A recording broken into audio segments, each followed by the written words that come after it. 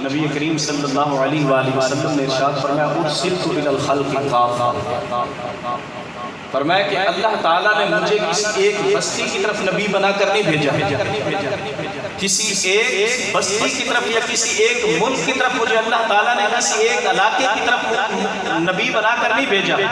یا کسی ایک مخلوق کی طرف صرف انسانیت کی طرف نبی بنا کر نہیں بھیجا، بلکہ فرمایا ارسلت الی الخلق کافہ، اللہ تبارک و تعالیٰ نے جتنی بھی مخلوقات کو پیدا فرمایا ہر مخلوق کے لیے اللہ تعالیٰ نے مجھے خاتم النبیین بنا کر اس لیے ہر مخلوق کی طرف نبی بنا کر بھیجا گیا۔ اور چھٹی آخری چیز جو نبی کریم صلی اللہ علیہ وآلہ وسلم نے اپنی عظمت کو بیان کرتے ارشاد فرمایا، آپ نے ارشاد فرمایا کہ وَخُتِمَ بِهِ النَّبِيُّونَ،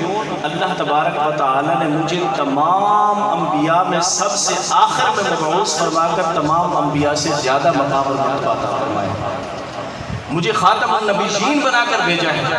ختم نبوت کا تاج اللہ تبارک و تعالی نے مجھے اس دنیا میں بھیجا ہے۔ تو لہٰذا نبی کریم صلی اللہ علیہ وآلہ وسلم کی یہ ساری فضیلتیں اس بات کو ظاہر کر رہی ہیں کہ حضور علیہ السلام وہ عظمتوں والے نبی ہیں، وہ شانوں والے نبی ہیں، اللہ نے ان کو ایسی عظمتیں اور شانیں عطا کی ہیں جو اور کسی نبی کو نہیں عطا کی، اور اللہ تبارک و تعالی نے آپ کو دنیا کے اندر آپ کے حکم کو وہ حیثیت عطا کی ہے جو اللہ نے اپنے حکم کو حیثیت عطا کی ہے۔ جو مقام اور جو مرتبہ اللہ کے حکم کا ہے وہی مقام اور مرتبہ اللہ کے رسول صلی اللہ علیہ وآلہ وسلم کا ہے۔